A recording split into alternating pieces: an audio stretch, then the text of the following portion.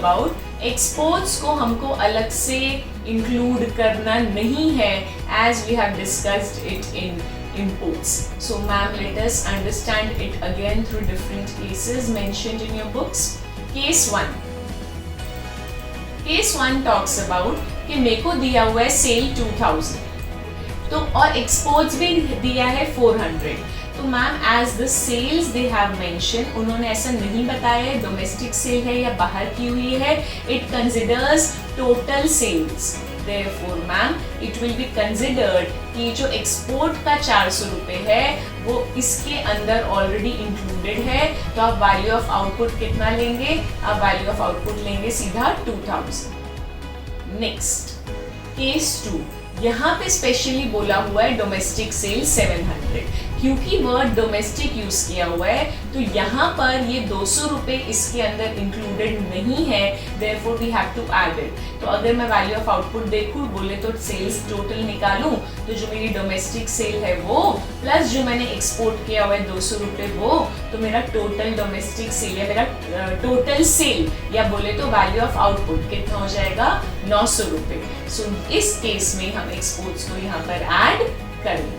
So here उनका मतलब ये था बताने का कि एक्सपोर्ट्स को हम सेपरेटली इंक्लूड करेंगे कि नहीं. It depends upon these cases which they have mentioned. Proceeding ahead.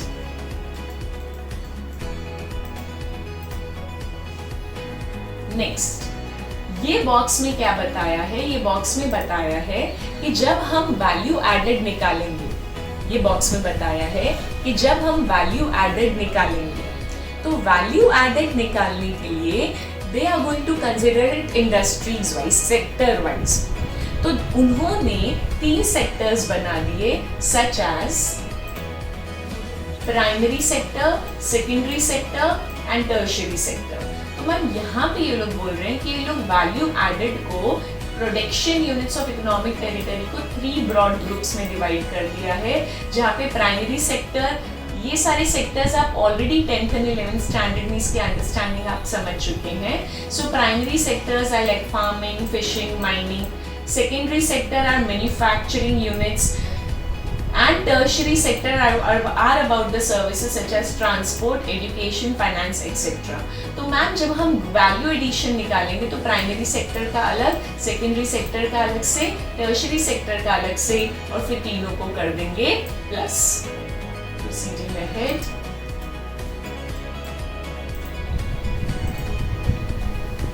Now here it goes. तो हम वैल्यू एडेड मेथड से, हम लोग वैल्यू एडेड मेथड से हमारे नेशनल इनकम पे कैसे पहुंचेंगे? तो मैम जैसे कि हमने डिस्कस किया, प्राइमरी सेक्टर का वैल्यू एडिशन, सेकेंडरी सेक्टर का value addition and tertiary sector का वैल्यू एडिशन. मैम जो भी वैल्यू एडिशन आता है जैसे हमने डिस्कस किया वो क्या होगा? वो होगा gross value added at market price.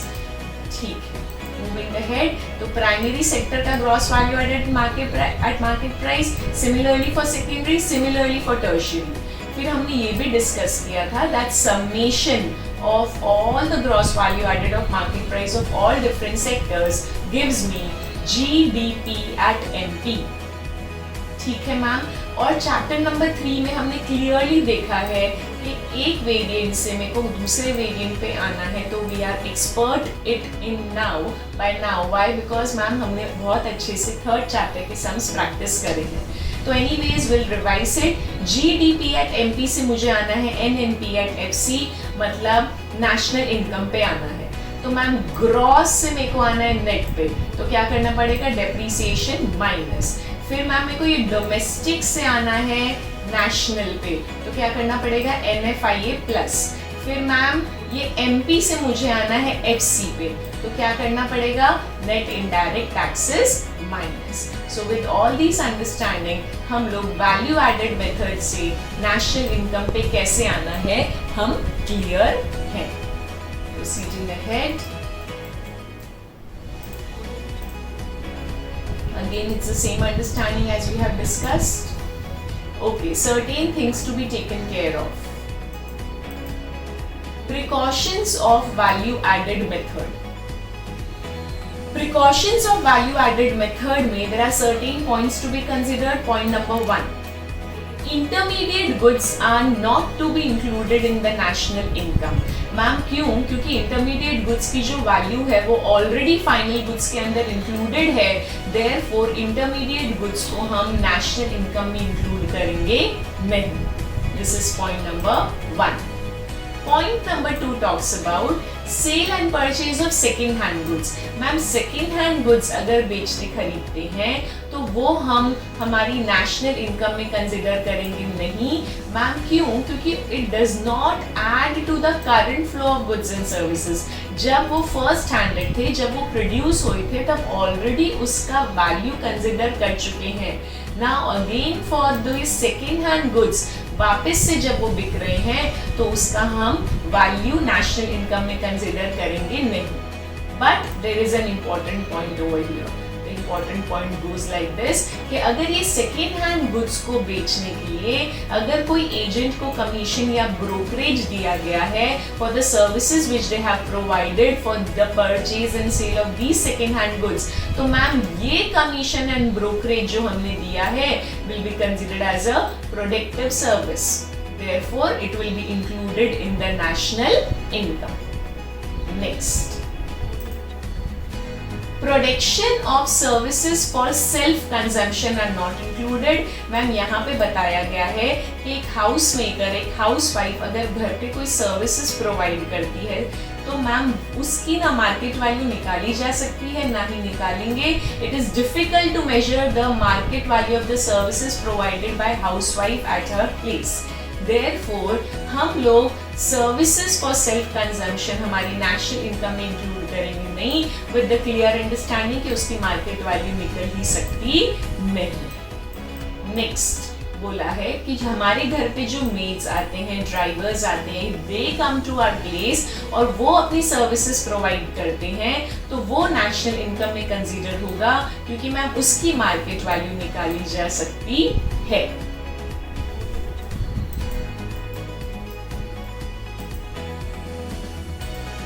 Some more precautionary points. Point number 4. Point number 4 talks about production of goods for self consumption। तो मैम यहाँ पर एग्जाम्पल दिया है कि अगर एक फार्मर है और फार्मर जब खेतीबाड़ी करता है, क्रॉप्स उगाता है, तो मैम वो सर्टेन क्रॉप्स अपने खुद के लिए भी उगाता है, सेल्फ कंजम्पशन। तो मैम जब फार्मर क्रॉप्स उगाता है, ग्रो करता है, तो सर्टेन गुड्स वो अपने लिए भी रखता है फॉर सेल्फ कंजम्पशन। तो ma'am in this particular case the market value और the imputed value of those goods will be considered in the national income. Therefore production of goods for self consumption include होगा national income में। Ma'am कैसे? उसकी estimated या imputed value consider करें। The next point is imputed value of owner occupied house। तो ma'am अगर आप अपने घर पे रहते हैं, बोले तो आपका ओनरशिप है, आप रेंटेड घर पे नहीं रहते, आप ओनरशिप, आपका खुद का ओनरशिप है वो घर का। तो ma'am in that particular case what is to be considered? Ma'am उसमें आपको ये कंसिडर करना है कि उसका इम्प्यूटेड, अगर ये सिमिलर घर रेंट पे होता तो उसका रेंट क्या होता। तो वो जो imputed value of owner occupied house है, that has to be considered in the national income. Therefore, fifth point says imputed value of owner occupied house will be included. Next, the last one, change in stock of goods will be included. Ma'am क्यों? Because आपका जो goods unsold रह जाता है at the end of year, it forms a part of capital formation. Thus, it will be included in national income. So बच्चों, here we have understood the precautionary points to be considered while calculating the national income. So there are 6 points in total as we have discussed. So here we are probably and almost clear with the understanding of how to find out the national income through value added method. अब हम आगे बढ़ रहे हैं looking up to certain considerations of few more points of value added method to complete this topic in total. So here it goes, problem of double counting. So to explain the problem of double counting, I'll directly come up with the example So here it goes. Farmer का output है wheat, considering कि उसका value of input is 0, उसने wheat बनाया with the value of output as 500. तो उसका value addition कितना हुआ मैम? वैल्यू एडिशन का formula value of output minus value of input. तो मैम यहाँ पर 500 minus 0, it gives the value added as 500. Next ma'am, अब ये जो इसका वैल्यू ऑफ आउटपुट है, फार्मर ने वीट ग्रो करके क्या किया? मिलर को बेच दिया. तो मैम फार्मर का जो वैल्यू ऑफ आउटपुट है वो मिलर का वैल्यू ऑफ इनपुट है. तो मैम मिलर ने ये वैल्यू ऑफ इनपुट वीट लेके इसके ऊपर वैल्यू एडिशन किया 200 रुपए का, और ये वैल्यू एडिशन करके जो मिलर का आउटपुट है वो फ्लोर है और कितने में पड़ा? 700 में.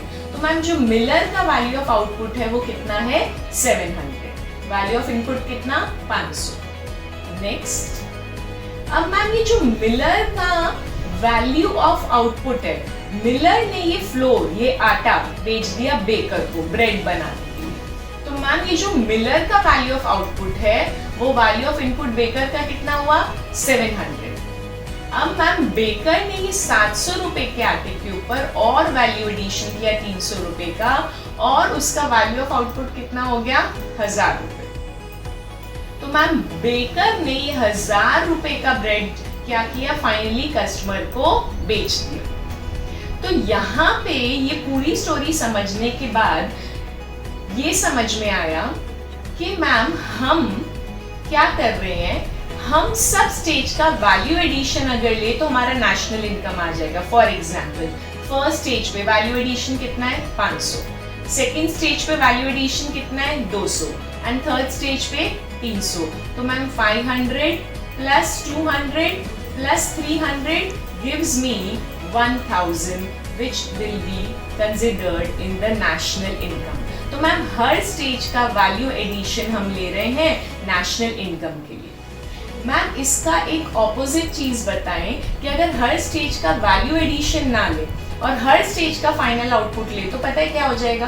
देखो अगर मैं लेती हूँ फार्मर का 500 आउटपुट, मिलर ने 700 रुपए का आउटपुट बनाया और बेकर ने 1000, और मैम अगर इन तीनों को प्लस करके मैं नेशनल इनकम निकालने जाऊं तो प्रॉब्लम आ जाएगी डबल काउंटिंग की, क्योंकि मैम ये 700 रुपए के अंदर ऑलरेडी 500 रुपए इंक्लूडेड है और ये 1000 रुपए के अंदर ऑलरेडी 700 इंक्लूडेड है. तो हर स्टेज का वैल्यू ऑफ आउटपुट अगर हम लेंगे तो there will be the problem of double counting. Therefore, ma'am, value added method has taught us that every stage का value addition हम लेंगे, which will help us to come up to the final count of 1000 to be included in the national income. Therefore, this avoids double counting. लेकिन अगर मैंने सारे output के value ले ली तो मैम उससे क्या होगा? उससे डबल काउंटिंग हो जाएगा, which will give a wrong answer in the calculation of our national income. So to avoid the double counting problem, या तो एक तरीका है हम ये वैल्यू एडिशन ले जैसे डिस्कस किया तरीका नंबर 1, या दूसरा तरीका कि डायरेक्टली हम वैल्यू ऑफ फाइनल गुड्स ले ले जो कंज्यूमर को दे रहे हैं, that is ₹1000. So either or method will be followed to find out national income and to avoid the double counting problem.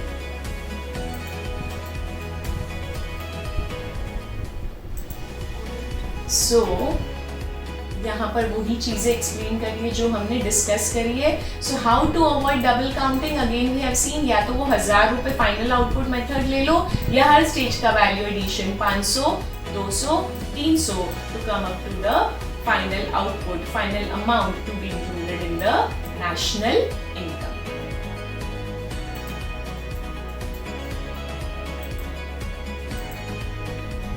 So with this, we complete the understanding of value added method. Value added method is our first method to find out the national income as given in your chapter number 4. Now the most important thing for having a good confidence with your value added method is practice all the sums given in your books related to the topic of value added method. Once done, you will have a good control and confidence on this topic, value added method. So here we complete with our topic, value added method to find out the national income. With the next video, we'll come up with the next method, income method, to find out the national income. See you.